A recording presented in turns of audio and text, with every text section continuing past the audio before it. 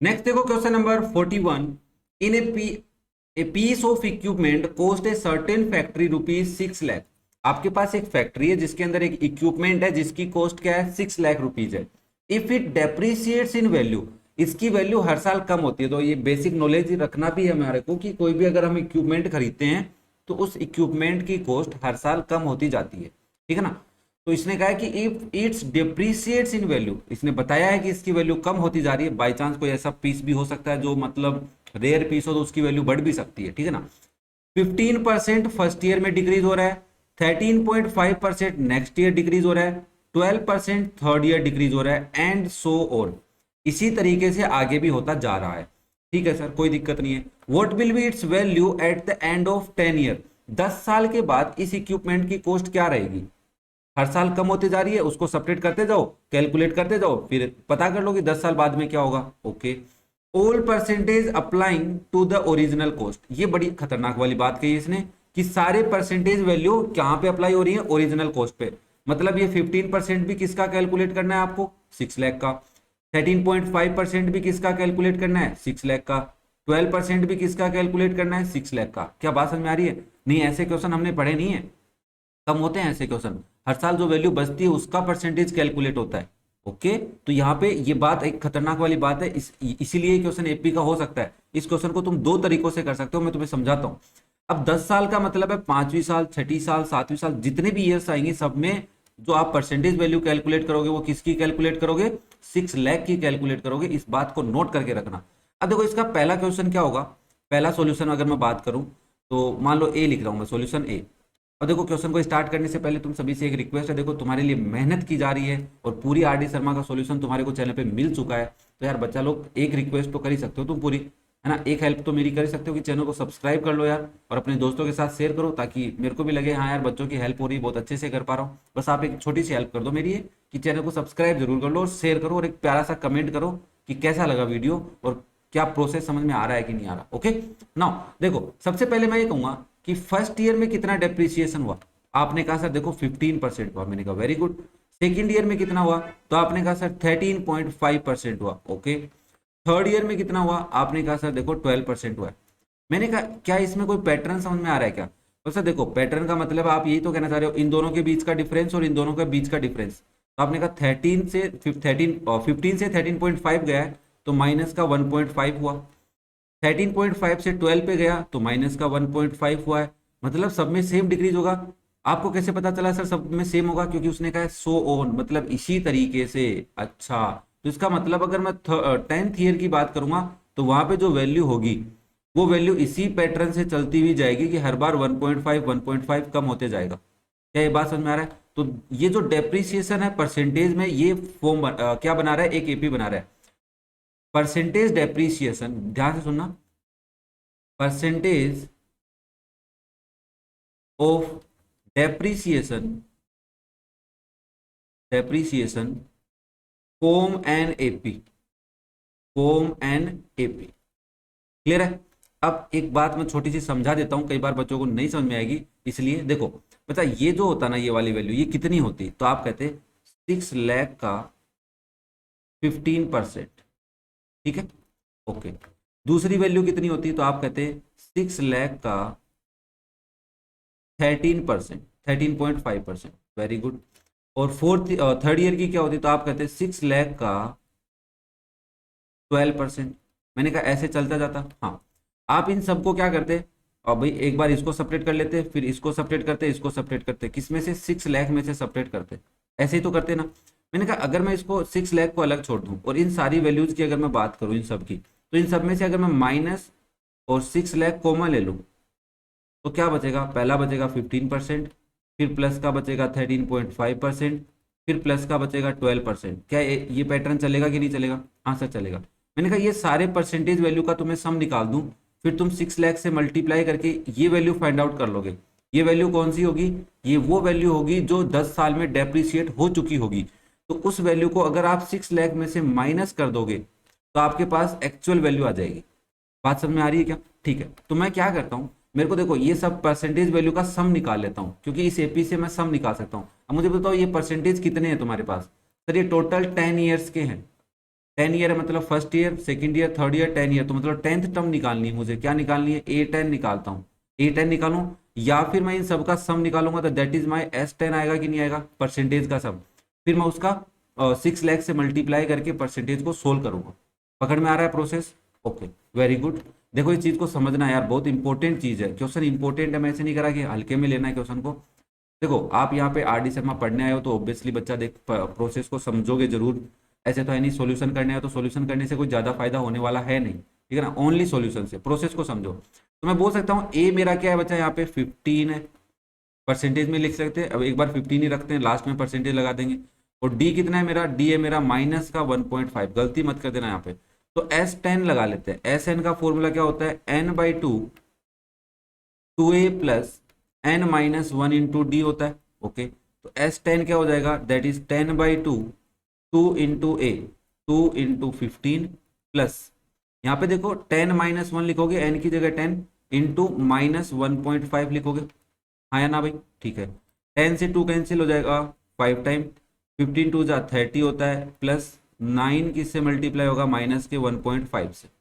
पकड़ में आई बात? ठीक है बच्चा।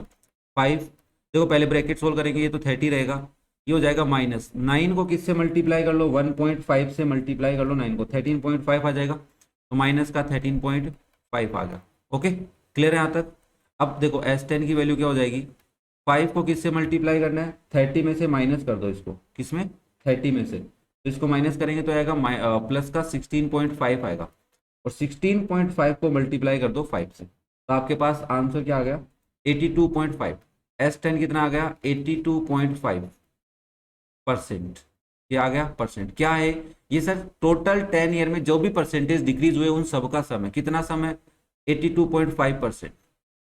ओके, बात क्लियर है? तो हम कहेंगे sum of percentage of depreciation in 10 years. अब ये क्वेश्चन कब लगा पा रहे हो आप ये प्रोसेस? जब आपको एक तो ये सोन बोला है और जिसमें हमें परसेंटेज में पैटर्न मिल गया, दूसरी बात ऑल परसेंटेज किस पे अप्लाई हो रहे हैं? ओरिजिनल कॉस्ट पे, तब ये लगा पा रहे हो।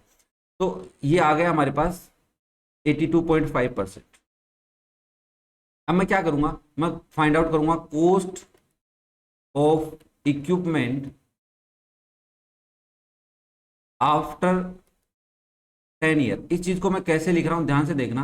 मैं कहूंगा देखो भाई 6 लाख तो कॉस्ट थी, उसमें से माइनस हो गया कितना? 82.5%। तो किसका है? ओरिजिनल कॉस्ट का। तो आप लिखोगे 6 लाख इंटू 82.5%। आया ना? क्या बात पकड़ में आई बच्चा? देखो समझना जरूरी है, परसेंटेज नहीं दिख रहा हो तो यहाँ पे परसेंटेज लगाया मैंने, ठीक है ना।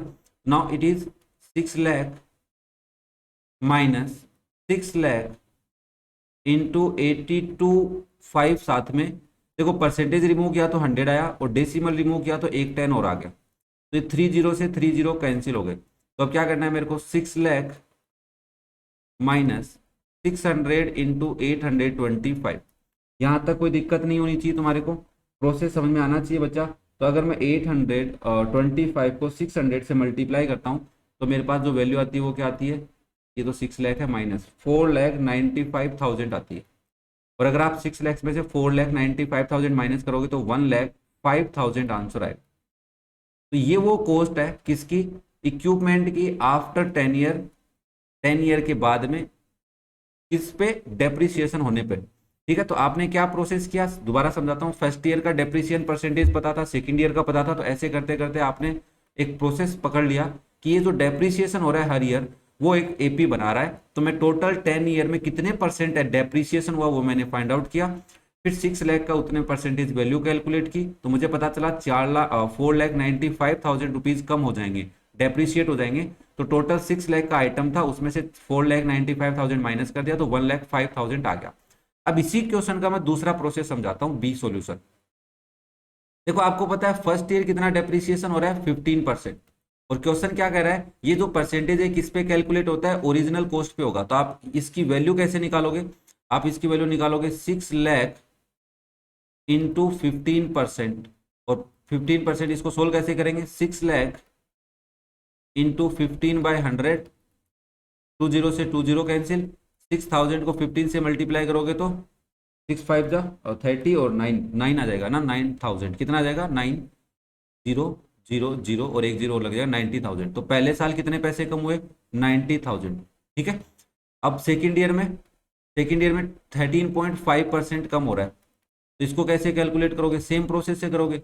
6 लाख को किससे मल्टीप्लाई करोगे, 13.5% से, तो आप इसको लिखोगे 6 lakh into 135 divide by 100 into 10। कैसे आया 100, तो परसेंटेज को रिमूव किया, 10 डेसिमल को, तो 30 से 30 कैंसिल, 600 को 135 से मल्टीप्लाई करोगे तो 81,000 आएगा। कितना आएगा बच्चा, 81,000 आया। ठीक है भाई, थर्ड ईयर कितना डेप्रिसिएशन हुआ, तो आपने कहा थर्ड ईयर हुआ है 12%, तो इसको कैसे कैलकुलेट करोगे, 6 लाख इंटू 12%। सोल्व कैसे करेंगे, 6 लाख इंटू 12 बाय 100 से, 20 से 20 कैंसिल, 12 6 72 और आगे कितने जीरो लग जाएंगे, 1 2 3। थर्ड ईयर में कितने रुपए डिक्रीज हुए, 72,000। ऐसे फोर्थ ईयर में भी होंगे, फिफ्थ ईयर में भी होंगे, ऐसे करते करते 10th ईयर तक चलेगा। तो यहाँ पे हमने देखा कि इन दोनों के बीच में कितने का गैप है, 9,000 का माइनस हो रहा है, और इन दोनों के बीच में भी कितने का गैप है, 9,000 माइनस हो रहा है। मतलब अगर ये एक फॉर्म बना रहे हैं, मतलब एक एपी बना रहे हैं, कौन, cost of depreciation. Since cost of, वहां पे परसेंटेज बना रहा था और यहाँ पे कॉस्ट बना रहा है, cost of depreciation form an AP, तो वेयर ए कितना है, 90,000, ध्यान से 90,000, और आपका डी कितना है, माइनस का 9,000, माइनस हो रहा है क्योंकि कम हो रहा है। अब इसकी वजह से आप बोल पाओगे कि टोटल डेप्रिसिएशन इन 10 ईयर, है ना। तो हम यहाँ पे कैलकुलेट करते हैं टोटल डेप्रिसिएशन इन 10 ईयर्स, जो क्या हो जाएगा, S10 हो जाएगा। क्या हो जाएगा, S10। फॉर्मूला क्या लगाओगे, दैट इज 10/2 इंटू 2a कितना है, 90,000, ठीक है, प्लस 10 - 1 इंटू डी कितना है, माइनस का 9,000। यार फॉर्मूला तो आ गया होगा लगाना, अब ये तो मत कहना सर फॉर्मूला कैसे लगाया आपने, यहाँ पे मैं इरेज करके यही समझा रहा हूँ। ठीक है, तो फॉर्मूला कैसे लगाया ये तो पता चल ही गया होगा। ओके, इस वैल्यू को क्या लिखूंगा मैं, इसको लिखूंगा S10 किसके इक्वल हो जाएगा, देखो 10 से 2 कैंसिल हो जाएगा 5 टाइम, 90,000 को मल्टीप्लाई, तो 9 को 2 से करोगे 18 आएगा, और 18 के आगे 1 2 3 4 0 लगा लो, 1,80,000 ये हो जाएगा, प्लस 9 इंटू माइनस के 9,000। पकड़ में आ रही है बात, सेम प्रोसेस लग रहा होगा क्योंकि भाई प्रोसेस तो अब सेम ही लगेगा, डेप्रिसिएशन का ही कॉन्सेप्ट है। तो 5 इंटू 1,80,000 माइनस 9 इंटू 9 81, 1 2 3 81,000 इसमें से माइनस कर दो, इसमें से 1,80,000 में से माइनस कर देते हैं 81,000, तो आंसर आएगा 9,90,000। क्या आएगा, सॉरी 99,000 ही आएगा ना, 99,000 आ जाएगा। क्लियर है यहाँ पे। अब 5 से इसको मल्टीप्लाई करोगे तो कितना आएगा, 9 5 जा 45, 4 45 और 4 49, 45 और 4 49 ही होते हैं ना, 1 2 3 0। तो हमें पता चला कि टोटल कितनी कॉस्ट डेप्रिशिएट हुई है 10 ईयर्स में, 4,95,000। और यही हमने देखो लास्ट क्वेश्चन में कैलकुलेट किया था, यहाँ पे ये कॉस्ट ही तो है, टोटल कॉस्ट 10 ईयर में, यही तो प्रोसेस था कि 6 लाख का टोटल परसेंटेज डेप्रिसिएशन कैलकुलेट कर लिया, और यहाँ पे तुम कॉस्ट कैलकुलेट कर रहे हो। क्या कैलकुलेट कर रहे हो, कॉस्ट, बस तो माइनस कर दो। तो cost of equipment after 10 years, after 10 years 6 lakh minus 4,95,000, तो ये आ जाएगी 1,05,000। ये समझ में आया क्या, इजी क्वेश्चन नहीं था बट अब इजी लग रहा होगा, एक बार इसको दोबारा पढ़ना। और देखो वही है बात कि अगर वीडियो पसंद आ रहे हैं तो चैनल को सब्सक्राइब जरूर करना, लाइक करना, अपने दोस्तों के साथ शेयर करना बिल्कुल मत भूलना। ओके, नेक्स्ट देखो question number 42, a sum of ₹700 is to be use to give 7 cash prices. क्या कर रहे हैं, 7 कैश प्राइसेस दे रहे हैं। अच्छा बात तो ठीक है भाई, 700 रुपए से कितने प्राइस दे रहे हो, 7 कैश प्राइस दे रहे हो to students of a school for their overall academic performance. ठीक है भाई, 700 रुपए तुम्हारे पास हैं और 700 रुपए से तुम 7 कैश प्राइस मतलब कैश में पैसे दे रहे हो। If each price is 20 less than it's preceding price, her price अपने पहले वाले प्राइस से 20 रुपए कम है। अब यहाँ पे समझने वाली बात है कि सबसे पहले वाला प्राइस क्या और सबसे लास्ट वाला प्राइस क्या है, वो तो बता ही नहीं हमें भाई। दो एक चीज तो बताओ ना, या तो सबसे बड़ा प्राइस क्या है, प्राइस क्या है, और सबसे छोटा प्राइस क्या है, नहीं पता। Find the value of each price, price की वैल्यू बताइए कि आपने कौन कौन से प्राइस दिए, कितने कितने रुपए के दिए। तो हमने कहा देखो भाई सीधी सी बात है, पहला प्राइस हम लेट कर सकते हैं तो सबसे बड़ा है वो, या फिर सबसे छोटा है वो, दो प्राइस तुम लेट कर सकते हो। उसी के अकॉर्डिंग हम सब में से 20 रुपए कम करते जाएंगे। अगर तुम सबसे छोटा एक्स लोगे तो इधर आओगे बड़े की तरफ तो x + 20 होगा, उससे आगे आओगे तो इसमें 20 और जोड़ने पड़ेंगे, ऐसे करते करते आना पड़ेगा। और अगर तुम सबसे बड़ा प्राइस x रुपए ले रहे हो तो उससे पहले वाला प्राइस कितना होगा, x - 20, 20 रुपए कम। उससे पहले वाला प्राइस कितना होगा, x - 20 में से 20 और कम कर दो तो ये हो जाएगा x - 40। उससे छोटा प्राइस क्या होगा, आप कहोगे सर x - 40 में से 20 और कम कर दो तो वो हो जाएगा x - 60 रुपए। बात समझ में आ रही भाई। मान लो पहला प्राइस है 200 रुपए का, सबसे बड़ा प्राइस, तो उससे छोटे वाला प्राइस कितने रुपए का मिला होगा बच्चे को, 180 का ही मिला होगा ना, 20 रुपए कम करने पे। उससे छोटा वाला प्राइस कितना मिला होगा, 160 मिला होगा। क्लियर हो रही के बाद, हर प्राइस में 20 रुपए का गैप है, कम होते जा रहा है। ईच प्राइस इज 20 रुपए less than it's preceding price, अपने पहले वाले प्राइस से 20 रुपए कम। अब ये तो कोई नहीं कहेगा ना सर छोटे वाला प्राइस 20 रुपए का तो उससे छोटा 0 रुपए का हो गया। 0 रुपए का प्राइस ना तो तुम लेना पसंद करोगे, नहीं करोगे ना। तो इसका मतलब है हमारे को यहाँ पे सबसे बड़ा प्राइस लेट कर लेते हैं, उससे थोड़ा क्वेश्चन इजी लगेगा, माइनस करते करते लिख देंगे, क्वेश्चन के अकॉर्डिंग लैंग्वेज चलेगी, कोई दिक्कत नहीं आने वाली है। तो आप सबसे पहले क्या लेट करेंगे सॉल्यूशन में, लेट कोस्ट ऑफ या prize, prize of first prize ऐसे लिख देता हूं, लेट प्राइस ऑफ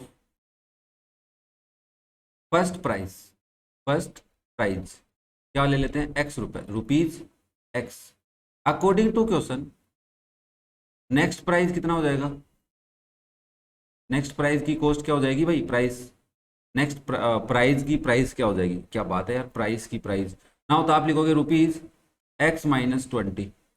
नेक्स्ट भाई सेकंड लिख लेते हैं, फिर सेकंड प्राइस बोल देता हूँ, नेक्स्ट प्राइस तो क्या बोलेंगे यहाँ पे, सेकंड बोल देते हैं, सेकंड प्राइस। थर्ड क्या हो जाएगा, थर्ड प्राइस हो जाएगा सर हमारा रुपीज x - 20 में से 20 और कम करेंगे तो इसको हम लिखेंगे रुपीज x - 40। तो ऐसे कितने प्राइस है, 7 प्राइस है। तो मैंने कॉस्ट ऑफ प्राइस की देखा, पहला x रुपए, दूसरा x - 20 रुपए, तीसरा x - 40 रुपए, तो ये बना, क्या बना देखना ध्यान से, x बना है, फिर मेरा x - 20 बना है, फिर मेरा x - 40 बना है। अब तुम कहोगे सर आगे वाले भी लिख देते, मैं क्यों लिख दूं यार, एपी से करूंगा ना। तो मैंने कहा टोटल कितने प्राइस है, 7 प्राइस है। तो ये जो प्राइस की कॉस्ट है, since prize of prize, prize, prize ना मतलब पैसे, of prizes form an AP, वो क्या बना रहे हैं, एक एपी बना रहे हैं जिसमें से फर्स्ट टर्म जिसको हम ए बोलते हैं वो एक्स है, और डी जो कॉमन डिफरेंस है वो क्या है, देखो तुम खुद चेक करो, सेकंड टर्म में से माइनस करना होगा फर्स्ट टर्म को, ऐसे ही लिखोगे। इसको थोड़ा सा सोल्व करोगे तो क्या लिखोगे, x - 20 में से माइनस करना है x को, x से x कट जाएगा तो आ गए 20 रुपए कम होते हुए जा रहे हैं। ये बात बोली भी थी और ये नॉर्मली हम कैलकुलेट भी कर पा रहे हैं। तो मैं यहाँ पे, मुझे क्या गिवन है, सम गिवन है 700, 7 प्राइजेस का, तो इन 7 टर्म्स का सम निकाल लेता हूं मैं। तो एस एन का फॉर्मूला लगाऊंगा, सिंस एस एन क्या होता है, n/2 2a + n - 1 × d, तो वो x की फॉर्म में आएंगे तो पहला प्राइस मेरे को क्या मिल जाएगा, x मिल जाएगा, फिर दूसरा प्राइस निकालूंगा उसमें से 20 रुपए कम करके, तीसरा प्राइस उसमें से 40 रुपए कम करके, ऐसे कैलकुलेट करते हुए जाएंगे। तो S7 निकाल लेंगे, since n is 7, why, reason बताओ मेरे को क्यों, क्योंकि according to question, according to question total prizes are 7, क्या है 7 प्राइस है इसलिए। तो S7 क्या हो जाएगा मेरा, 7/2 2 × a that is x plus 7 - 1 × -20। बात पकड़ में आ रही कि नहीं आ रही भाई, किसी को कोई डाउट है यहाँ तक, ठीक है बच्चा। नाउ मैं ऐसे बोल सकता हूँ कि क्वेश्चन के according sum of 7 prizes is 700, according to question है भाई, सम ऑफ 7 प्राइजेज इज 700, तो यहाँ पे आप लिखोगे 700 इक्वल्स टू, देखो ये 7/2 ही रहेगा, डिवाइड नहीं करेंगे, ये हो जाएगा 2x plus 6, 7 minus 1 is 6 into -20। ठीक है, यहाँ पे कर रहा हूँ सोल्व, ध्यान से देखना भाई कैलकुलेशन। अब मैं यहाँ पे, ये ब्रैकेट है कंप्लीट, स्क्वायर ब्रैकेट दिख रहा है, इसके बाहर 7/2 है, इस 2 को इधर भेजूंगा तो मल्टीप्लाई में, 7 कहाँ आएगा डिवाइड में, तो इसको ऐसा लिख सकता हूँ 700 इंटू 2 डिवाइड बाई 7 इक्वल में क्या बचा 2x माइनस, क्योंकि 6 इंटू 20 करेंगे माइनस का होगा ना 120, यहाँ से 7 से ही कटेगा 100 टाइम और 2 से मल्टीप्लाई हो गया बन गया 200 इक्वल्स टू 2x माइनस 120, और 2x इधर ही रखो, 120 को इधर ले आओ, तो 200 प्लस 120 इक्वल्स टू 2x, तो यहाँ से 2x किसके इक्वल आ गया 320 के, x की वैल्यू क्या आ गई 320 divide by 2 that is 160, x 160 है रे बाबा, इसका मतलब पहला प्राइस कितना है 160 का, तो पहला price first price is 160, second price 160 में से 20 कम करेंगे तो कितना आएगा 140, नेक्स्ट कितना हो जाएगा 140 में से 20 कम कर दो 120, 120 में से 20 कम करोगे 100, फिर 80, फिर 60, फिर 40, आया ना 40, कितने हो गए 1 2 3 4 5 6 7, तो टोटल प्राइसेस कौन कौन से हैं 160 रुपए का, सबसे बड़े सबसे अच्छे एकेडमिक परफॉर्मेंस वाले का, उससे कम वाले का 140 रुपए, फिर 120 रुपए, फिर 100 रुपए, फिर 80 रुपए, फिर 60 रुपए, फिर 40 रुपए, ये वो 7 प्राइसेस दिए गए हैं जिनका सम कितना है 700 है। क्या बात समझ में आई? ये था आपका क्वेश्चन नंबर 42। नेक्स्ट देखो question number 43, solve the question, इस क्वेश्चन को सोल्व करके दिखाइए। तो उसने कहा है कि ये वाली टर्म है, फिर ये वाली टर्म है, ऐसे ये टर्म जा रही है, x है, लास्ट एक कोई टर्म है जिसकी वैल्यू क्या है x है, और इन सब का सम दे रखा है 427। तो हम चेक करते हैं क्या ये एपी है या नहीं। तो हमने कहा देखो भाई हमारे को जो पैटर्न गिवन है वो क्या है -4 प्लस -1 प्लस 2 प्लस 5, ऐसे करते करते अप टू x कितना दे रखा है 427। ओके, तुमने कहा देखो भाई ये वाली टर्म में और इस टर्म में डिफरेंस देख लेते हैं। तो मान लेता हूं मैं D1 बोल रहा हूँ इनको इन दोनों के बीच के डिफरेंस को, तो -1 में से माइनस करूंगा माइनस के 4 को, तो इसको लिखूंगा -1 प्लस 4, कितना आया भाई 3 आया। ठीक है, फिर इन दोनों के बीच का डिफरेंस निकालते हैं, तो D2 लिख देता हूँ, दैट इज 2 प्लस -1, ऐसा ही लिखूंगा ना बेटा ना, 2 में से माइनस करना होगा, थर्ड टर्म में से सेकंड टर्म माइनस करेंगे तो ये हो जाएगा 2 + 1 इक्वल्स टू 3। अरे सर ये तो एपी बनता दिख रहा है, मैंने कहा एक बार और चेक कर D3, तो दैट इज 5 - 2 इट इज 3। तो हम लिखेंगे सिंस D1 इक्वल है D2 इक्वल है D3 के, दैट इज इक्वल्स टू 3। तो गिवन सीक्वेंस, इसको एक सीक्वेंस बोलते हैं, given sequence form an AP. अब आप कहोगे सर आपको कैसे पता चला कि अप टू x वो एपी बनाएगा। देखो बच्चा ये अपन ने कॉन्सेप्ट समझा है, एक्सरसाइज के क्वेश्चन किए हैं, जितने नंबर्स हमें गिवन होते हैं वो नंबर्स जो पैटर्न फॉलो कर रहे हैं तो आगे वाले नंबर्स भी वही पैटर्न फॉलो करेंगे, ये हमें कॉमन सेंस लगा के चलना है, अदरवाइज तो ये क्वेश्चन ही नहीं हो पाएगा अपने से। ठीक है, तो हमने कहा ठीक है भाई इसके अकॉर्डिंग जितनी इन्फॉर्मेशन गिवन है उसके अकॉर्डिंग ये एपी बना रहे हैं। तो इस एपी में हमें क्या पता है, ए पता है that is -4, common difference D पता चला वो कितना है 3। अब हमने कहा nth टर्म an क्या है हमारी x है, और सम ऑफ n टर्म्स कितना दे रखा है हमारे को 427, ये हमने ऑब्जर्व कर लिया। अब देखो अगर तुमने an का फॉर्मूला लगाना है और sn के फॉर्मूले लगाने हैं, क्या करेंगे सर, मैंने कहा देख बच्चा sn का फॉर्मूला लगाएगा तो आपको a चाहिएगा d चाहिएगा, आया ना भाई, हाँ चाहिएगा सर, और एक n भी चाहिएगा, n तो पता ही नहीं है यहाँ पे, तो n किससे निकाले an से ही निकालते हैं हम n, है ना। तो सिंस an किसके इक्वल है x के, और an का फॉर्मूला क्या होता है a + n - 1 इंटू डी होता है जो किसके इक्वल है x के। यहाँ पे वैल्यू पुट करो, a की वैल्यू क्या लिखोगे -4 प्लस n - 1 इंटू डी कितना है 3 है, किसके इक्वल है x के। तुम्हें क्या चाहिए n चाहिए, ध्यान से सुनना क्या चाहिए तुम्हें n, तो n की वैल्यू निकालो इस पैटर्न से, सबसे पहले -4 को उधर भेजोगे तो क्या हो जाएगा n - 1 इंटू 3 किसके इक्वल हो जाएगा x + 4 के। ठीक है, हमें सोल्व करना है, मतलब x की वैल्यू पूछ रहा है तो x की वैल्यू निकालने के लिए n चाहिएगा, फिर n की वैल्यू Sn में रख देंगे। ठीक है रे बाबा, नाउ अब मैं n - 1 इंटू 3 था तो इसको ऐसे x + 4/3 लिख सकता हूँ। क्योंकि ये 3 मल्टीप्लाई में n-1 के साथ, उधर डिवाइड में, और n की वैल्यू निकालनी है तो -1 उधर जाएगा तो +1 होगा, तो x प्लस 4/3 + 1 हो जाएगा। इनका सोल्व करते हैं कैसे भाई, इसके नीचे 1 लगा लो। जब भी एक होल पार्ट, फ्रैक्शन पार्ट को और होल पार्ट को ऐड करते हैं, एलसीएम लेके ही करते हैं, 3 आएगा, तो हो जाएगा x प्लस 4 + 3 हो जाएगा। इतनी बात तो आती होगी यार बाबा। तो n की वैल्यू क्या हो जाएगी तुम्हारी, x प्लस 7/3, n आ गया सर हमारे पास। अब एस एन का फॉर्मूला कौन सा लगाओगे, बड़े वाला कि छोटे वाला, कौन सा, ये वाला फॉर्मूला लगा सकते हो क्या आप, n/2 a plus a N.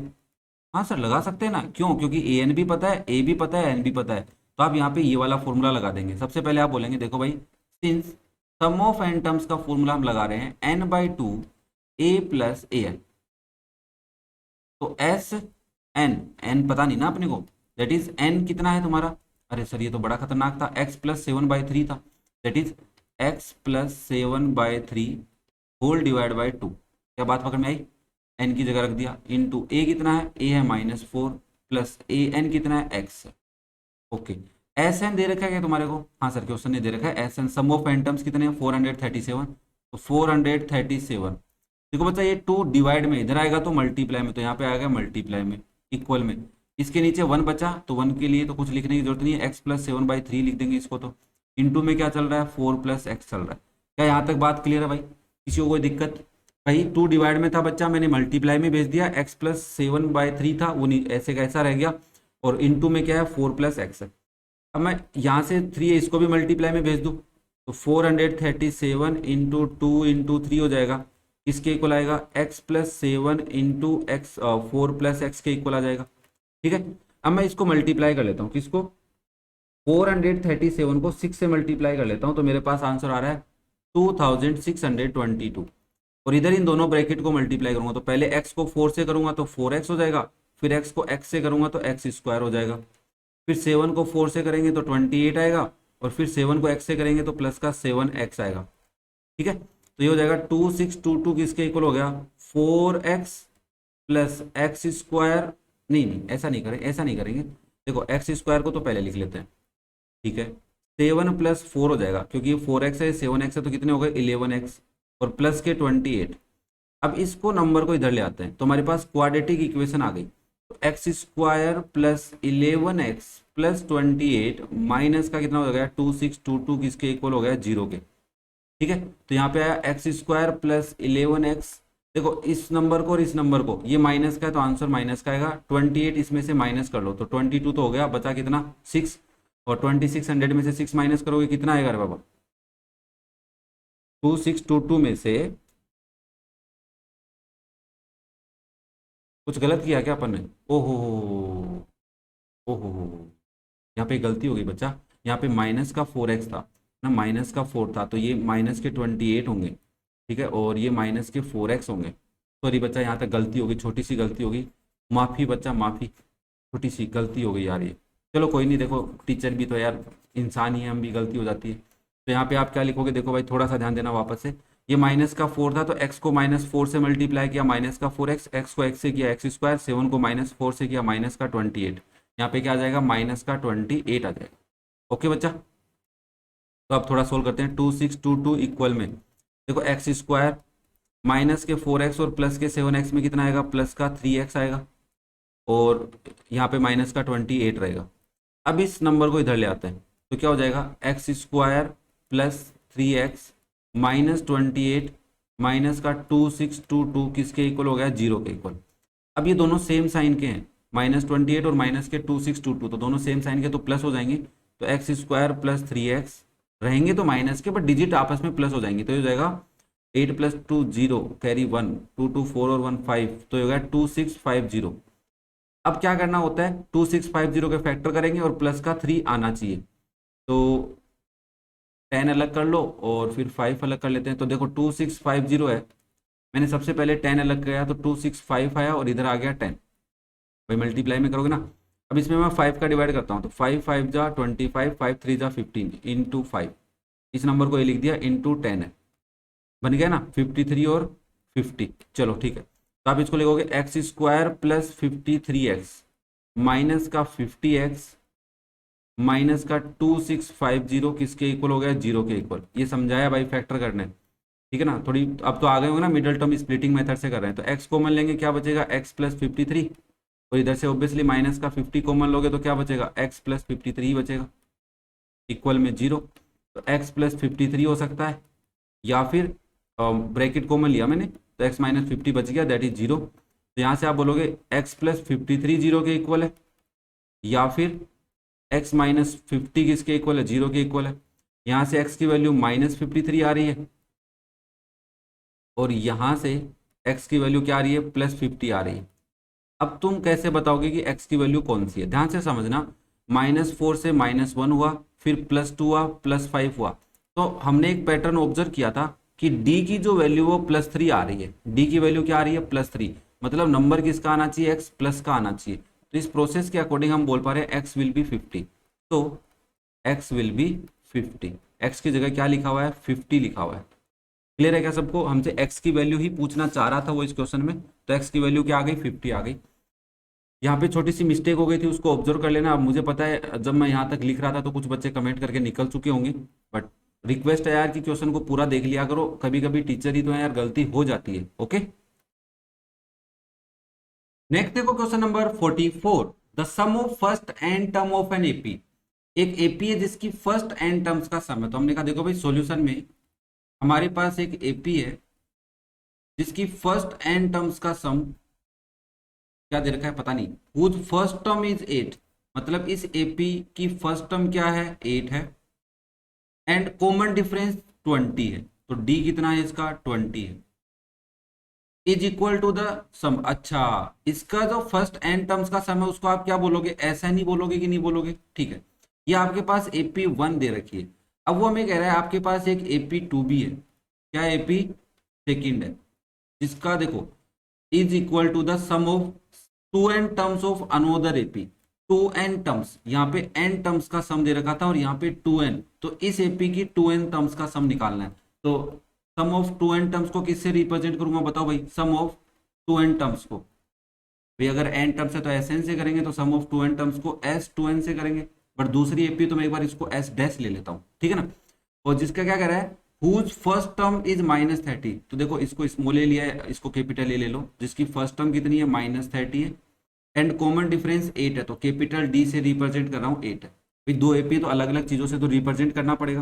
अब मुझे क्वेश्चन क्या कह रहा है, सम ऑफ एन टर्म्स किसके इक्वल है, सम ऑफ 2n टर्म्स है। ये ओवरऑल बात समझ में आ रही है। तो मैंने कहा देखो भाई अकॉर्डिंग टू क्वेश्चन इन दोनों एपी में एक चीज कॉमन है, that is sum of n term is equal to sum of 2n terms. बस इस एपी की एन टर्म्स का सम और दूसरी एपी की 2n टर्म्स के सम के इक्वल है। भाई देखो एस एन का फॉर्मूला तो सेम ही लगने वाला है दोनों में, बता देता हूँ। सबसे पहले एस एन का फॉर्मूला क्या होता है, एस एन का फॉर्मूला होता है n/2 2a plus n-1 into D होता है। अब आप पूछोगे यही क्यों लगा रहे हो, मैंने कहा देख बच्चा मेरे को ए और डी दे रखा है, इधर भी ए और डी दे रखा है, तो मैं यही लगा सकता हूँ। अगर ए एन दिया होता तब मैं ए एन वाला लगाता, तो आपने कहा ठीक है दोनों तरफ लगा दो। तो मैंने कहा इधर n/2 हो जाएगा, क्या लिखोगे, 2a plus n-1 into d. ठीक है भाई, यहाँ पे n की वैल्यू n ही है, ध्यान से सुनना, और यहाँ पे n की वैल्यू क्या है, 2n है। ये दोनों में डिफरेंस है, कैपिटल N भी ले सकते हो तुम चाहो तो, यहाँ पे कैपिटल N ले लो, ठीक है ना। तो आप that is equal to n/2, मैंने क्या लिया, कैपिटल N लिया, इधर n का मतलब है कैपिटल N, तो 2a capital A plus n-1 into D that is capital D। समझ में आ रहा है दोनों में डिफरेंस। पी एक एपी की फर्स्ट टर्म स्मॉल ए है, कॉमन डिफरेंस डी है, और एन का मतलब स्मॉल एन है। दूसरे एपी की फर्स्ट टर्म का मतलब कैपिटल ए है, सेकंड कॉमन डिफरेंस का मतलब कैपिटल डी है, और 2n टर्म्स का मतलब है कैपिटल एन। बस ये लिखा है मैंने, ठीक है ना। नाउ सबसे पहले तुम इसको सोल्व करोगे तो n की जगह n ही रखोगे भाई, इस वाली एपी में, इधर वाली एपी में, एपी 1 में n की जगह क्या रखोगे, स्मॉल एन ही, divide by 2 into 2 into A की जगह क्या रखोगे, 8 रखोगे, प्लस स्मॉल एन की जगह again small n -1 into d की जगह क्या रखोगे, 20। क्लियर है, यहाँ पे इक्वल में कैपिटल एन की जगह इस एपी से क्या लिखोगे, आप लिखोगे 2n/2 इंटू 2 इंटू ए की जगह क्या लिखोगे, -30, प्लस कैपिटल एन की जगह क्या लिखोगे, 2n-1 इंटू स्मॉल डी की जगह क्या लिखोगे, 8। क्लियर है। क्या सोल्व हो रहा है, देखो ये दोनों मल्टीप्लाई में, तो ये n से तो n कैंसिल हो गया, न्यूमरेटर से न्यूमरेटर और डिनोमिनेटर से डिनोमिनेटर कैंसिल कर सकते हैं। तो मैं इसको थोड़ा सा यहीं पे लिख के दिखाता हूँ। यहाँ पे तो सिर्फ ये ब्रैकेट बचा है, इस ब्रैकेट को सोल्व करेंगे तो क्या हो जाएगा 16, ए टू जा 16 और 20 को इससे मल्टीप्लाई करोगे प्लस का 20n माइनस का 20 इक्वल में, इधर 2 है बाहर, ब्रैकेट में क्या बचा देखो 2 इंटू -30 -60, इस 8 को 2n से मल्टीप्लाई करो तो प्लस का 16n हो गया, फिर इस 8 को -1 से मल्टीप्लाई करो -8 हो गया। अरे बाबा इतनी बात तो पता है ना, 8 को 2n -1 से मल्टीप्लाई करना बराबर है 2n -1 को 8 से मल्टीप्लाई करना। तो वही प्रोसेस अप्लाई किया, घबराने की कोई ज़्यादा ज़रूरत है नहीं यार। नाउ इसको थोड़ा सा सोल्व करते हैं, ये हो जाएगा 16 -20 माइनस का 4, तो 20n -4 इक्वल में 2 इंटू -60 माइनस का 8 है तो माइनस का 68 हो जाएगा और प्लस का 16n हो जाएगा। क्लियर है यहाँ पे, इस 2 को अंदर मल्टीप्लाई करो एक बार, 20n -4 इक्वल्स टू 68 से 8 टू जा 16 और 136 माइनस का कितना आ गया भाई 136 आ चुका है, ठीक है, और 16 टू जा 32n, तो हो गया 32n। देखो इस 20n को इधर ले जाओ और इस -136 को इधर ले आओ, तो हो जाएगा माइनस का 4 प्लस का 136 किसके इक्वल आ गया 32n प्लस सॉरी प्लस का 20n तो इधर ही था, इधर आएगा तो माइनस का 20n हो जाएगा, ठीक है ना। तो ये प्लस का 132 बचेगा, उधर क्या जाएगा 12n, तो n की वैल्यू क्या आ रही है 132 डिवाइड बाय 12, तो 12 से इसको मल्टीप्लाई करो कितना आएगा 11 आएगा क्या, हाँ, तो यहाँ से n की वैल्यू क्या आ गई 11 आ गई। क्या पूछ रहा है find the value of n, तो n की वैल्यू आ गई 11। क्लियर है क्या सबको, देखो n की वैल्यू पूछ रहा था, बस यहाँ पे ध्यान रखना 2 AP होती है जब भी, तो तुम्हारे पास तो a को मतलब फर्स्ट टर्म को और कॉमन डिफरेंस को अलग अलग लेटर से लेट किया करो, और n को भी तुम अलग अलग लेटर से लेट कर सकते हो, तो जिससे तुम्हारे को समझने में आसानी होगा, रिप्रेजेंटेशन अच्छा होगा और टीचर अच्छे मार्क्स देगा, क्योंकि रिप्रेजेंटेशन के ही मार्क्स मिलते हैं अपने को। क्लियर है क्या सबको, तो ये था आपका क्वेश्चन नंबर 44। नेक्स्ट देखिए question number 45। The students of a school decide to beautify the school on the annual day by fixing colourful on the stairs passing of the school. Okay, colourful बनाना चाहते हैं और colourful fixing करना चाहते हैं, ठीक है भाई साहब। कोई देखो लैंग्वेज थोड़ी बड़ी है पर समझना कोशिश करना, एक एक वर्ड का मतलब समझाते हुए चलूंगा। तो देखो स्कूल ने डिसाइड किया ब्यूटीफाई करने का स्कूल को एनुअल डे पे by fixing colourful on the straight passing of the school. They have 27 flags to be fixed at the interval of every 2 metre. Okay, उनके पास टोटल 27 फ्लैग्स हैं और हर एक फ्लैग लगाएंगे तो 2-2 मीटर के गैप से लगाएंगे।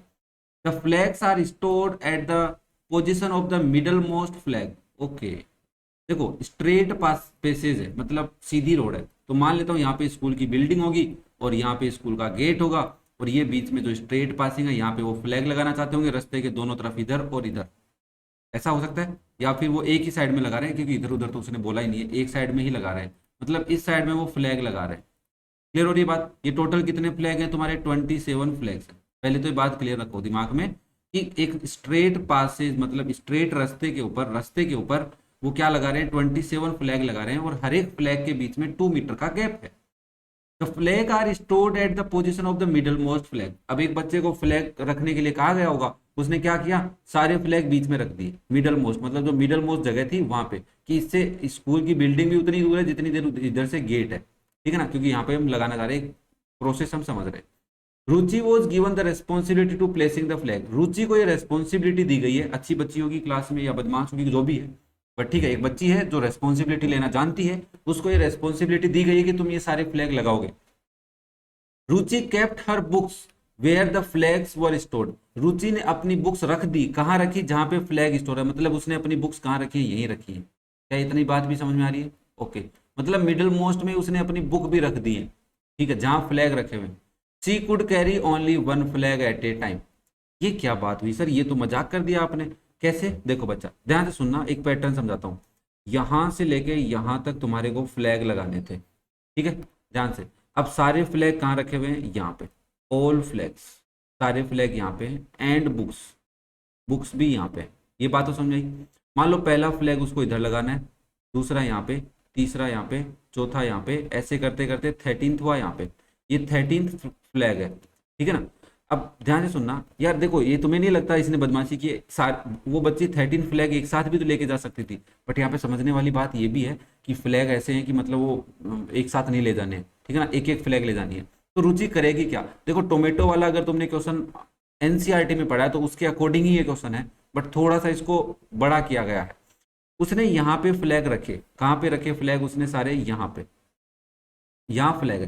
तो मान लो वो पहला फ्लैग लेके चली तो यहाँ से यहाँ तक गई, फ्लैग रखा तो 2 मीटर गई, फिर वो दूसरा फ्लैग लेने वापस भी आई तो यहाँ पे आ गई तो 2 मीटर वापस आ गई। तो इसका मतलब उसको पहला फ्लैग, फर्स्ट फ्लैग रखने में टोटल कितनी डिस्टेंस कवर करनी पड़ी, 4 मीटर। अब तुम कहोगे सर इधर ही थोड़ी ना रखने जाएगी, वो इधर भी तो रख के आ सकती है, ठीक है। अब बच्ची ने क्या किया, हम उस बच्ची को एक समझदारी देते हैं कि उसने सोचा पहले मैं सारे इधर वाले फ्लैग ही रख के आऊंगी, फिर मैं इधर वाले फ्लैग रखूंगी, ठीक है ना। ऐसा नहीं किया पहले इधर रखा फिर इधर रखा फिर इधर फिर इधर फिर इधर, ऐसे कलाकारी नहीं की। उसने सोचा कि सारे पहले मैं लेफ्ट साइड में फ्लैग रखूंगी, फिर मैं किस में रखूंगी, राइट साइड में, राइट साइड के फ्लैग रखूंगी, ठीक है ना। ये पैटर्न थोड़ा समझो ताकि क्वेश्चन हमारे लिए इजी रहे। तो फिर उसने सोचा कि मैं राइट साइड के फ्लैग रखने जाऊंगी। जो पैटर्न वो लेफ्ट साइड में करेगी, क्योंकि वही पैटर्न उसको सेम फॉलो करना पड़ेगा राइट साइड में। क्यों सर, क्योंकि मैंने कहा देख बच्चा इधर भी उसको पहला फ्लैग, दूसरा फ्लैग, तीसरा, चौथा, पांचवा, छठा, सातवां, ऐसे करते 13 फ्लैग रखने। सर ये 13 ला कहाँ से रहे हो, हमारे तो समझ में नहीं आया ना ये 13। मैंने कहा यार बात तो तुमने अच्छी पूछी मेरे से। मैंने कहा देख बच्चा, इसको इरेज करता हूँ एक बार, 13 फ्लैग कहाँ से लाया ये समझो सबसे पहले। देखो टोटल कितने फ्लैग है, 27 फ्लैग्स हैं। कितने फ्लैग्स हैं तुम्हारे पास, 27 फ्लैग्स हैं।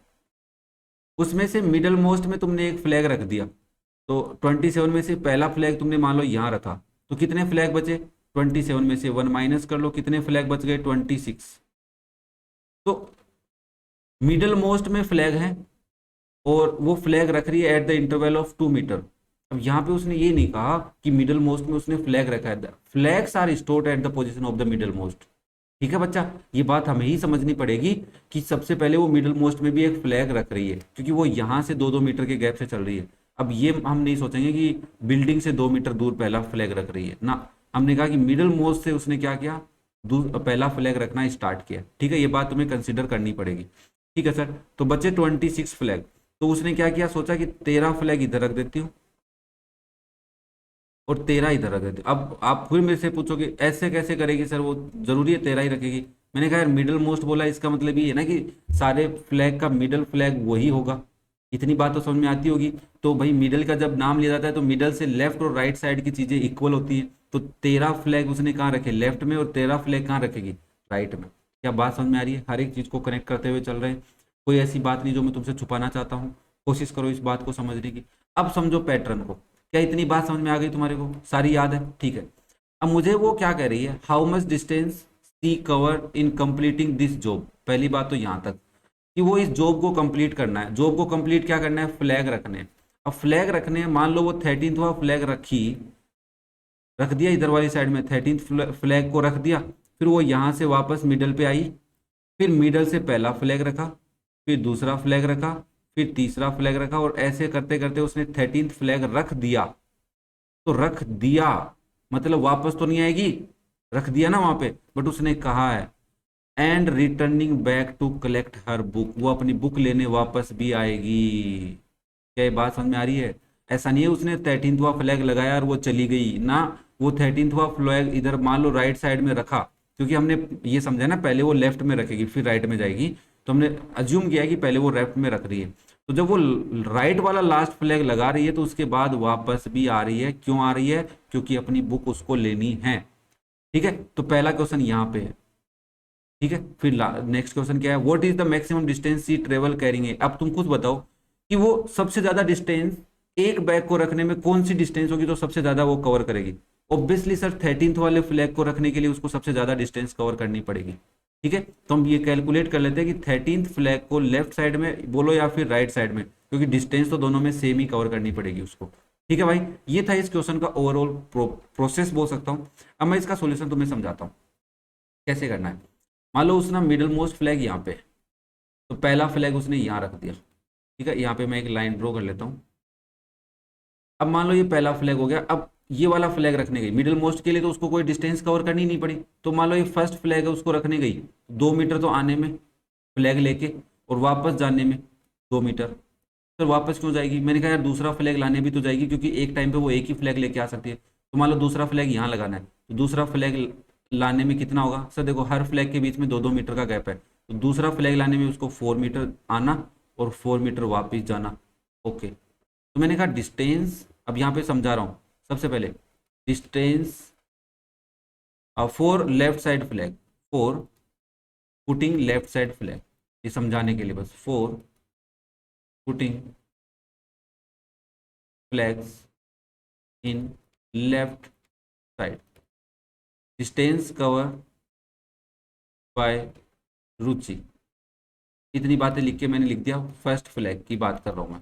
तो फर्स्ट फ्लैग में कितनी डिस्टेंस कवर करेगी? तो आपने कहा 2+2, इसको मैं लिख सकता हूँ 2 × 2, बताऊंगा क्यों लिख रहा हूँ।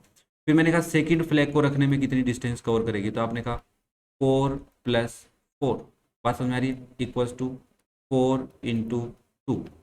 थर्ड फ्लैग को रखने में कितनी डिस्टेंस कवर करेगी? तो एक बच्चा आया मेरे पास समझदारी करने के लिए, उसने कहा देखो सर बात ये है कि मान लो तीसरा ये सेकंड है और ये थर्ड है, तो थर्ड फ्लैग को रखने में उसको टोटल यहाँ से पहले तो फ्लैग लेके आई तो 6 मीटर चल के आई, फिर वो वापस गई दूसरा फ्लैग लेने के लिए, चौथा फ्लैग लेने के लिए, फोर्थ फ्लैग लेने के लिए, तो वापस गई, तो टोटल हो गया 6+6, जिसको मैं लिख सकता हूँ 6 × 2। मैंने कहा अब ज़्यादा नहीं लिखेंगे, हम यहाँ से पकड़ेंगे 13वां फ्लैग लाने गई है, लेके गई, तो 13th फ्लैग लाने के लिए क्या करना हो? देखो एक पैटर्न ऑब्जर्व करते हैं, थर्ड फ्लैग को लाने में 6 मीटर डिस्टेंस लेके आने में और 6 जाते, फोर्थ वाले को लाने के लिए 8 मीटर और 8, तो 13th को लाने में dot dot dot 13th flag को लाने में कितनी डिस्टेंस कवर करेगी? तो आप कहोगे 13 × 2 मतलब 26+26, इसको मैं लिख सकता हूँ 26 × 2। क्या ये बात क्लियर हो रही है? यहाँ तक क्लियर करो पहले तो, ठीक है सर। ये तो लेफ्ट साइड के, तो सिमिलरली राइट साइड का होगा कि नहीं होगा?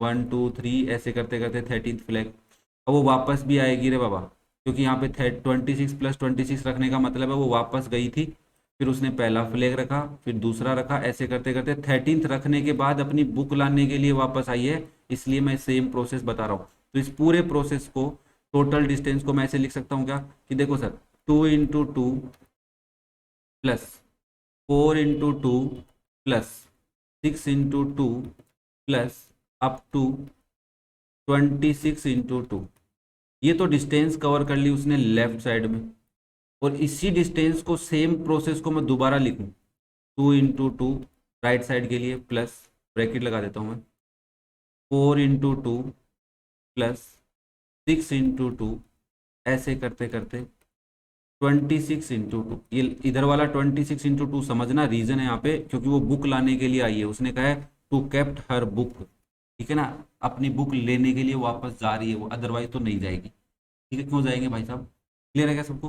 चलो इस पूरे प्रोसेस को मैं ऐसे लिख दूं क्या, टू ब्रैकेट में, क्योंकि ये जो ब्रैकेट है और ये जो ब्रैकेट है सेम है, और 2 बार किसी चीज को जोड़ना है तो 2 से मल्टीप्लाई कर दो उसको, तो इसको लिख दूंगा मैं 2 × 2 plus 4 × 2 plus 6 × 2 plus dot dot dot 26 × 2। ठीक है बच्चा, यहाँ पे प्लस का साइन है। अब एक बात बताओ, देखो अगर तुम 2 × 2 की फॉर्म में नहीं लिखोगे तब भी क्वेश्चन हो जाएगा, क्योंकि सब में गैप 2 2 का ही आएगा। देखो 4 और 8 और 12, 4 8 और 12, 4 का गैप आएगा। अब अगर तुम इन सब में देखो तो सब में 2 है, मैं कॉमन निकाल लूँ, एक 2 तो पहले से था, एक 2 और आ गया बाहर, तो क्या बचा? इधर तो बचा 2 इन प्लस इधर बचा 4 प्लस 6, और इधर कितना बचा? 26। अब बाहर तो है 4, और ये जो ब्रैकेट है ये क्या बना रहा है? AP. This is an AP, this is an AP, ये क्या है? तुम्हारी एक एपी है, जिस एपी में ए की वैल्यू 2 है, डी की वैल्यू 2 है, और ए एन की वैल्यू 26 है। एन कितना है ये बता दो सर, एन कितना है ये कैसे पता करूं मैं? मैंने कहा या तो तू फॉर्मूला लगा या फिर तू कॉमन सेंस लगा। कितने फ्लैग रखने गई थी लेफ्ट साइड में? इस लेफ्ट साइड में कितने फ्लैग रखने गई थी? 13, और इस राइट साइड में भी कितने फ्लैग रखने गई है? 13। तो इसका मतलब ये जो 26 है 13वें फ्लैग की बात कर रहा है, तो एन की वैल्यू 13 है। ओके सर, आपने कहा तो हमने मान लिया सर, कोई बात नहीं, आप कह रहे हो गलत तो नहीं कह सकते, मैंने कहा गलत नहीं कह रहा, मैं रीजन बता रहा हूँ। ठीक है सर, इसमें मैं सम कर लेता हूँ 13 टर्म्स का, तो एस एन का फॉर्मूला लगाऊंगा, वो मेरा क्या होगा? n/2 a plus a N. अच्छा ये लगाओगे? मैंने कहा हाँ यही लगाऊंगा। क्यों लगाऊंगा? क्योंकि मुझे पता है यही वाली बात काम करनी है मेरे को, तो इसको मैं ऐसे लिख रहा हूँ 4 ब्रैकेट में n/2 मतलब 13/2 A2 प्लस AN26। बात पकड़ में आई? इसको थोड़ा सा सोल्व कर लेते हैं। 4 13/2 ये कितना हो गया 26 प्लस 2 28, और इसको थोड़ा सा और सोल्व करोगे तो 4 इंटू 13/2 तो छोड़ दो, अब 2 तो कैंसिल कर देंगे ना, 2 से 28 को कैंसिल कर लेते हैं, तो आएगा 13 इंटू 1 4 14। ठीक है, मल्टीप्लाई करो भाई 13 को 14 से, 13 को 14 से अगर आप मल्टीप्लाई करते हो तो 182 आता है, तो 4 इंटू 182 हो जाएगा। और 4 को अगर 182 से मल्टीप्लाई कर देते हो, 4 को अगर आप 182 से मल्टीप्लाई करते हो तो 728 आ रहा है। तो 728 मीटर उसको क्या करनी पड़ेगी, टोटल डिस्टेंस कवर करनी पड़ेगी। बात समझ में आई क्या बच्चा? Okay sir, but sir answer तो ठीक था, बट यहाँ पे बताओ। मैंने कहा देखो यहाँ तक का जो सॉल्यूशन है, यहाँ तक का इसका आंसर तो कितना आ गया 728 मीटर आ गया। बट इसने क्या कहा, what is the maximum distance she travel to carrying a flag, एक फ्लैग को कैरी करने में कितनी डिस्टेंस कवर करेगी? तो सर टोटल आप ही बता दो ना। मैंने कहा 13th फ्लैग को कवर करने के लिए कितनी डिस्टेंस कवर करनी पड़ रही है उसको, तो 26 प्लस 26 करनी पड़ रही है। कैसे? मैंने कहा यहाँ से देखना, यहाँ से इस 13th फ्लैग को लाने के लिए कितनी डिस्टेंस कवर करनी पड़ी 26 मीटर, फिर वापस भी गई बेचारी तो कितना लाना पड़ा 26 मीटर वापस जाना पड़ा, तो 26 प्लस 26 कितना होता है, कितना होता है बताओ? मुझे तो नहीं आता, बताओ ना। 26 प्लस 26 52? नहीं, मुझे 52 कैसे निकालना है? मुझे तो ये पूछा है what is the maximum distance she travelling carrying a flag, एक फ्लैग को कैरी करके। तो भाई साहब वो कैरी करके तो मतलब यहाँ से यहाँ तक आई, वही तो कैरी करके आई, वो तो रख के गई ना, वापस जाने में उसके पास फ्लैग थोड़ी ना है। हाँ सर, तो आंसर तो 26 मीटर ही आएगा इसका। ओके, ये भी आपने कंफ्यूजन दूर कर दिया, वरना तो हम 26 इंटू 2 कर देते हैं यहाँ पे। यही तो नहीं करना था बच्चा। समझ में आया क्या? देखो क्वेश्चन, भाई देखो थोड़ा सा रिप्रेजेंटेशन मेरा थोड़ा अलग लग रहा होगा तुम्हारे को, क्योंकि तुम इसको थोड़ा अच्छे से लिख लेना। रिप्रेजेंटेशन में थोड़ी सी मिस्टेक तुम्हें लग सकती है, बाकी प्रोसेस में समझाने में मैंने कोई कमी नहीं छोड़ी है। फिर भी तुम्हें लगे कि यार नहीं सर मज़ा नहीं आ रहा, तो कमेंट कर सकते हो यार, वैसे मज़ा तो क्या नहीं आ रहा होगा। अब पढ़ने के लिए तो मज़ा थोड़ी ना चाहिएगा, यहाँ पे लेफ्ट साइड है, ठीक है ना। पढ़ने के लिए मज़ा नहीं चाहिए, पढ़ने के लिए समझना पड़ता है, ठीक है ना। तो उम्मीद कर रहा हूँ क्वेश्चन समझ में आ गया होगा। तो ये था आपका question number 45। Next and last question of this exercise or this chapter, that is question number 46. The ratio of the 11th term to the 18th term of an AP is 2:3. इस बात का मतलब क्या है ये तो सबको पता चल गया होगा, that is A11 11th term and 18th term A18, इनका रेशियो क्या दे रखा है भाई 2/3, ऐसे लिख सकता हूँ, ठीक है। Find the ratio of 5th term to the 21th term, इस लाइन को लिख सकता हूँ A5 रेशियो A21, या फिर तुम ऐसे बोल दो भाई A5/A21 पूछ रहा है मेरे से, ठीक है। ये कितना होगा? दूसरी बात, and also the ratio of sum of first 5 terms, that is sum of first 5 sum को S5 बोलते हो, to the sum of first 21, तो रेशियो विथ सम 21 ये पूछ रहा है। ऑब्वियसली फ्रैक्शन में भी हम लिख सकते हैं। तो कैसे करेंगे सर? मैंने कहा देखो जब तुम्हें मैं ए और डी की वैल्यू दे दूं तो ये क्वेश्चन हो जाएगा। बोला हाँ सर हो तो जाएगा। मैंने कहा ये वाली जो इन्फॉर्मेशन गिवन है इसको सोल्व करो। A11 को क्या लिख सकते हो? तो सबसे पहले आप बोलोगे an का फॉर्मूला होता है a plus n minus 1 into d, ठीक है। तो A11 को क्या लिख सकता हूँ मैं a प्लस 10d लिख सकता हूँ डिवाइड में। A18 को क्या लिख सकता हूँ a प्लस 17d, किसके इक्वल हो जाएगा 2/3 के। क्रॉस मल्टीप्लाई कर लो तो 3 किससे मल्टीप्लाई होगा a प्लस 10d से, इक्वल में 2 किससे मल्टीप्लाई होगा a प्लस 17d से। क्या इतनी बात ठीक है? कोई दिक्कत नहीं है। 3 को मल्टीप्लाई करो अंदर तो 3a प्लस 30d हो जाएगा, इक्वल में 2a प्लस 34d हो जाएगा। अब 30d को इधर ले आओ क्योंकि d बड़ा इधर है और a छोटा इधर है, तो इधर ले आओ 3a माइनस 2a इक्वल में 34d माइनस 30d, तो यहाँ से आएगा a इक्वल्स टू 4d। देखो तुम a और d की वैल्यू तो नहीं निकाल सकते। क्यों नहीं निकाल सकते? क्योंकि तुम्हें रिलेशन एक ही गिवन है और 2 वेरिएबल जब मिसिंग हो तो 2 रिलेशन होंगे तभी कर पाएंगे। तो हमें बस एक काम कर लेना है कि आगे वाले क्वेश्चन में, आगे इस क्वेश्चन को जब हम सोल्व करेंगे तो a की वैल्यू क्या काम में ले लेंगे 4d ले लेंगे, शायद हमारा क्वेश्चन सोल्व हो सकता है। ठीक है, क्लियर है क्या यहाँ तक? तो सबसे पहले मैं क्या फाइंड आउट करता हूँ, ये वाला वैल्यू फाइंड आउट कर लेता हूँ। A5 ratio A21। देखो मुझे कैलकुलेट करना है A5 रेशियो A21, तो इसका मतलब है A5/A21 करना है। अब बच्चा देखो A5 को मैं क्या लिख सकता हूँ, A5 को लिख सकता हूँ A+4D लिख सकता हूँ डिवाइड में। A21 को क्या लिख सकता हूँ, A+20D। एक काम करता हूँ मैं, A की जगह क्या पुट कर देता हूँ, 4D पुट करता हूँ। तो यहाँ पे तुम लिखना चाहो तो लिख दो पुट A = 4D।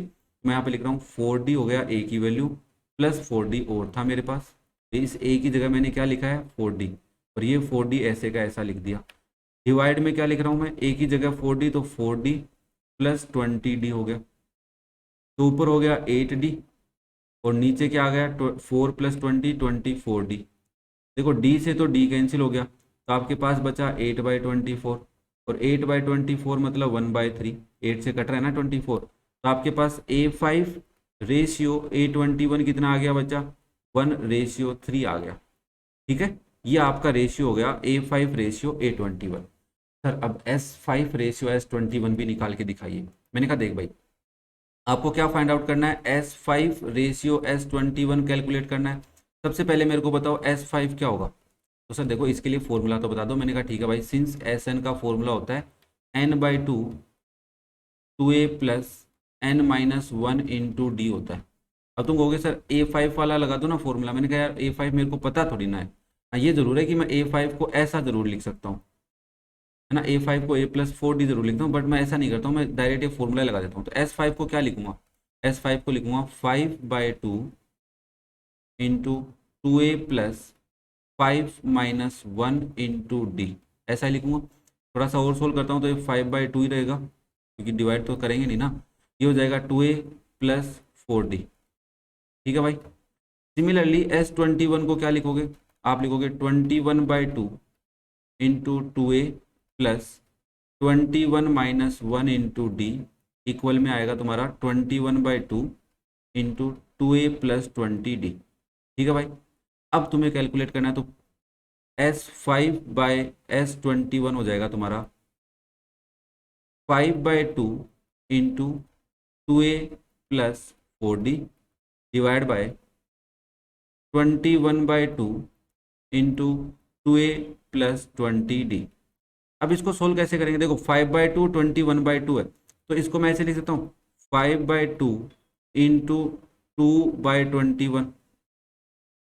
ऊपर क्या चल रहा है, ऊपर चल रहा है 2a + 4d, और नीचे क्या चल रहा है, नीचे चल रहा है 2a + 20d। ये फ्रैक्शन को फ्रैक्शन से डिवाइड करते हैं तो डिनोमिनेटर का फ्रैक्शन रेसिप्रोकल होकर न्यूमरेटर से मल्टीप्लाई हो जाता है। तो यहाँ से 2 से 2 कैंसिल हो गया, तो मेरे पास क्या बचा भाई, यहाँ लिख देता हूँ, टेंशन काहे ले रहे हो। तो ये आपके पास बचा 5/21। ठीक है। अब न्यूमरेटर में चल रहा है 4a, तो a की वैल्यू तो मेरे को पता है क्या है, 4d है। तो मैं यहाँ पे लिखूंगा 2 × 4d + 4d, और डिवाइड में भी यही लिखूंगा 2 × 4d + 20d। पकड़ में आ रही बात, क्या किया मैंने, पुट a = 4d, ये किया है बस, और कुछ नहीं किया सर। ठीक है ना। तो नाउ अब आप इसको लिखोगे 5/21, ब्रैकेट सोल्व कर लेते हैं, न्यूमरेटर का ब्रैकेट सोल्व करो भाई। 2 × 4 8d + 4d डिवाइड में 8d + 20d। यहाँ तक भी ठीक था, चलो आगे 5 × 8 + 4 12d डिवाइड में 21 × 28d। देखो d से d कैंसिल, क्योंकि नंबर्स मल्टीप्लाई में आ गए थे बाबा, किस में आ गए, मल्टीप्लाई में, अदरवाइज तो d कैंसिल नहीं होता। अब तुम कभी ये सोचो ब्रैकेट में था इसलिए, नहीं नहीं मल्टीप्लाई में। अब कुछ कैंसिल हो रहा है क्या, तो देखो 4 3 जा और 4 7 जा, तो मेरे पास क्या बचा 5 × 3 डिवाइड में 12 × 7। तुमने कहा 3 से 4 टाइम ये भी कट रहा है, तो आपने लिखा 5/4 × 7, तो 5 कितना बचा भाई, 5 कट रहा है ना, नहीं नहीं 28, 5/28 बच गया। कितना बच गया, 5/28, बट कुछ गलत हो गया यार, 28d था 12 था, तो 7 4 जा 28, 4 से कटा 3 टाइम, और 3 से 21, अच्छा 21 था यार, 12 लिख दिया, अरे क्या करवा रहे हो तुम भी यार, 21 था यहाँ पे, मजे ले रहे हो क्या, यहाँ पे 21 है, तो 3 से ये कटेगा 7 टाइम, तब आप बचा 5/7 इंटू 7, मैंने 21 को 12 लिख दिया बस गलती से, तो ये हो गया 5/49। तो S5 रेशियो लिखना है ना, रेशियो, क्योंकि तुम आंसर चाहिए तुम्हारे को तो रेशियो लिखोगे यहाँ पे। 5 रेशियो S21 कितना आया, 5/49, ये तुम्हारा रेशियो है। ओके, तो भाई साहब ये वीडियो बहुत ही बड़ा हो गया, लगभग 1 घंटे का हो गया, बट तुम्हारे लिए यार सारी मेहनत जायज़ है। तो इसी के साथ हमारा चैप्टर 5 कंप्लीट होता है, RD शर्मा 2024 का, क्योंकि ये जो लेटेस्ट एडिशन है यही चल रहा है अपना। और अगर तुम यहाँ तक टिके हुए हो, इसका मतलब यार तुम्हें वीडियोस पसंद तो आ ही रहे हैं, है ना, तुम्हारी हेल्प तो हो ही रही है। तो हेल्प हो रही है तो मेरी भी एक छोटी सी हेल्प कर दो, चैनल को सब्सक्राइब करो, दोस्तों के साथ शेयर करो, वीडियो को लाइक करो। और अगर आपको कोई चैप्टर के सॉल्यूशन चाहिए, यहाँ जहाँ भी तुम्हें दिक्कत आ रही है कमेंट करके बताओ मेरे को, मैं तुम्हारी हेल्प करने के लिए तैयार। Okay, thank you.